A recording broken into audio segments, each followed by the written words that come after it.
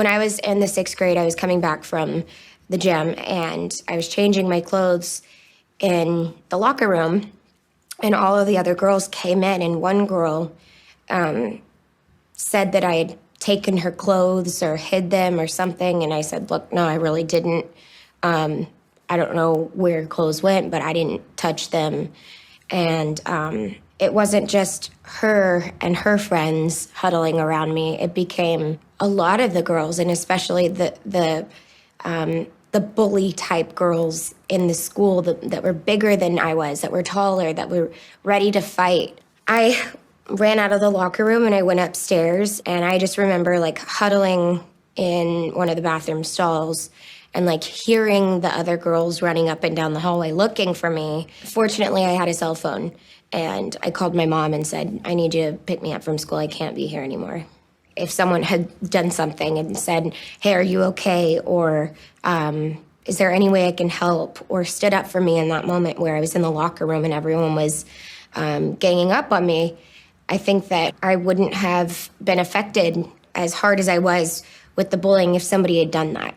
It's important for every bystander to know that they have a purpose, because they have the potential to maybe possibly even save somebody's life. My experiences with bullying growing up were, first it was name calling in school when I was younger, in elementary school, and people would say mean things then. But as I started to get older and go into middle school, it was so much more cattier. And then came the cyberbullying. Somebody's older sister had said that I looked heavy and that I should start throwing up. And to say that about anybody is horrible, let alone a 14-year-old girl. With cyberbullying, it's a whole different world. And that's the scary part, is there's no teachers, there's no parents to put their foot down and say, you can't post this about so-and-so. You know, most of the time they're not even watching.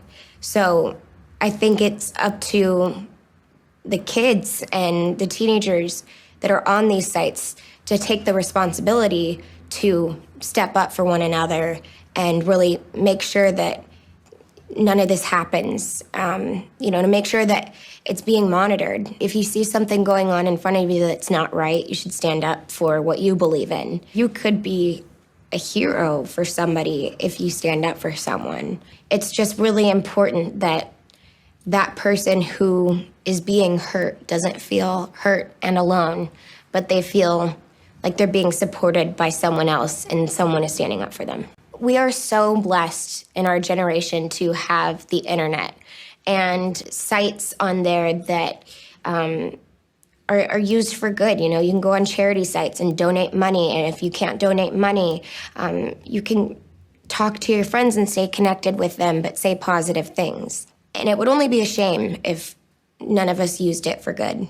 I think there are definitely ways, whether it's learning and doing your homework or researching things that, you're just interested in. For me, when I get on the internet, I know it's really tempting not to go on these gossip sites to see, what's going on or what so-and-so's saying about the shoes that I wore. I want to know, but at the same time, I know it's better for me if I go on CNN.com and learn about what's really going on in our world. And also going on my Twitter and reaching out to people if they're having a hard time or showing my support, or even just quotes that are inspiring to me. I just tweet them. And as simple as that, that little action can really actually change someone's day without me even knowing it. Even if you don't have as many followers as I do, you have people that are going to be reading it. And if you put positivity out there, positivity is what you're going to receive.